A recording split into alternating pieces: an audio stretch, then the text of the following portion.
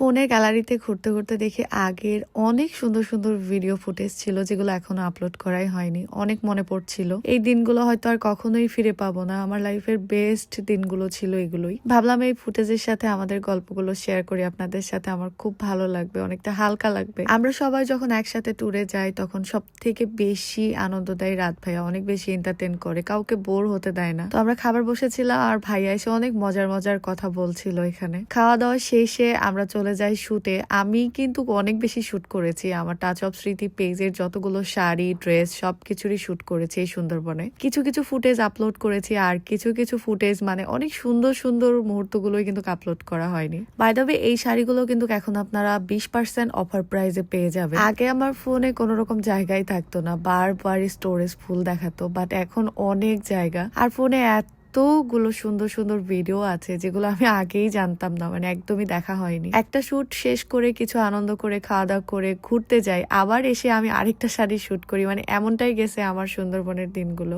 এতদিন পরে এসে কেন আগের এই ভিডিওগুলো আমি আপলোড করছি, এটা নিয়েও হয়তো অনেকে অনেক কথা বলতে পারেন। যারা আমাকে আগে থেকে চিনেন তারা হয়তো জানেন যে আমি ভিডিও আপলোড করতে অনেক বেশি অলস, এবং জীবনে এত এত ভিডিও আছে যে কোনো কোনো জায়গার ভিডিও এখনো আমি আপলোডই করি নাই। মানে কোনো জায়গায় ঘুরতে গেলে এই জায়গার ভিডিও দেখা গেছে 6 মাস 1 বছর পরেও আমি আপলোড করেছি। তো আমার পরা এই কাস্টমাইজ ড্রেস শাড়ি সবকিছুই কিন্তু টাচ অফ স্মৃতি আমাদের ফেসবুক পেজে আপনারা পেয়ে যাবেন। সব ধরনের কালার দিয়ে ড্রেস কাস্টমাইজ করে নিতে পারবেন এবং এই ড্রেসটা আপনাদের সবার অনেক পছন্দের আর কি। মাঝে মাঝে ফোনের গ্যালারিতে এই ভিডিওগুলো দেখি এবং সবাইকে অনেক বেশি মিস করি। ওই যে একটা কথাই আছে না, যাই দিন ভালো, আসলেই তাই। আমাদের এই জীবন থেকে যে সময়গুলো চলে যায় সেটা আর কখনোই কিন্তু ফিরে আসে না। আর এই ছোট্ট জীবনে আমাদের কত মান অভিমান, কত ভালোবাসা, আবার কত কষ্টও আছে, তাই না? তবে আর যাই বলেন, সোশ্যাল মিডিয়াতে আপনি আপনার মান অভিমান যাই শেয়ার করেন না কেন, যখন সেটা অনেকেই বুঝে যায় যে কোনো একটা সম্পর্কের মধ্যে মান অভিমান হয়েছে, তখন সেটার সুযোগ নিয়ে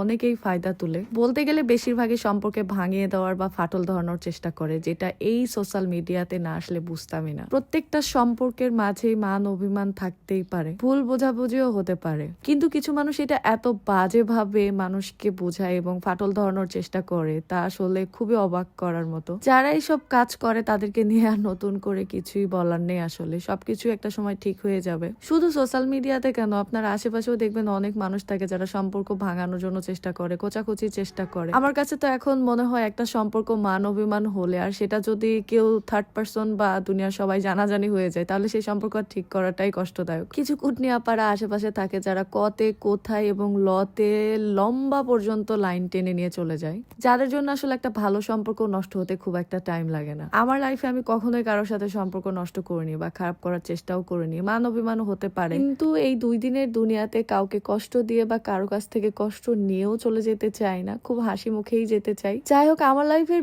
বেস্ট মোমেন্টের মধ্যে এটা একটা ছিল যে প্রিয় মানুষের সাথে বৃষ্টির সুন্দর সুন্দর মুহূর্ত কাটিয়েছি এবং আমি অনেক সুন্দর সুন্দর ফুটেজ নিতে পেরেছি। আসলে এগুলোর অনেকগুলো ভিডিও যা আমি আপনাদের সাথে শেয়ার করতে পারিনি। অন্যদেরকে নিয়ে এত বেশি পড়ে না থেকে, এত বেশি নেগেটিভ কথা না বলে, পোস্ট না করে, কমেন্ট না করে, নিজেদের নিয়ে একটু চিন্তা করেন, নিজেদেরকে একটু সময় দেন, নিজেদেরকে নিয়ে ভালো থাকার চেষ্টা করেন, দেখবেন আপনি অনেক হ্যাপি একটা মানুষ হবেন। বেশিরভাগ মানুষই তো আছে যারা সোশ্যাল মিডিয়া থেকে টাকা ইনকাম করে না, অনেক বেশি অ্যাক্টিভ থাকে, ভালো লাগা থেকে দেখে, কিন্তু তারা এক একজনের সম্পর্ক এক একভাবে নষ্ট করার জন্য খোঁচাখুচি করে, লম্বা লম্বা কমেন্ট লেখে এবং অনেক বাজেভাবে পোস্টও করে। তাতে তাদের কি লাভ হয় তা আমার আসলে জানা নাই। অনেক হ্যাপি মোমেন্ট, অনেক ভালো সম্পর্ক দেখাইতেও খুব ভয় লাগে, এখন আরো বেশি ভয় পাচ্ছি ইদানিং। কিন্তু কি করব বলেন, লাইফস্টাইল ব্লগ করি, এগুলো তো শেয়ার করতেই হবে আমাদের। হয়তো অনেক কিছু আছে শেয়ার করি না, কিন্তু কিছু সময় শেয়ার না করেও হয় না। সুন্দরবনের আরো অনেক সুন্দর সুন্দর ভিডিও আছে যেগুলো আমি নেক্সট আপনাদের সাথে শেয়ার করব। আর হ্যাঁ, আপনারা কি এই ফলটা খেয়েছেন? এই ফলটা খেলে কেমন লেগেছে আপনাদের কমেন্টে জানাতে অবশ্যই ভুলবেন না।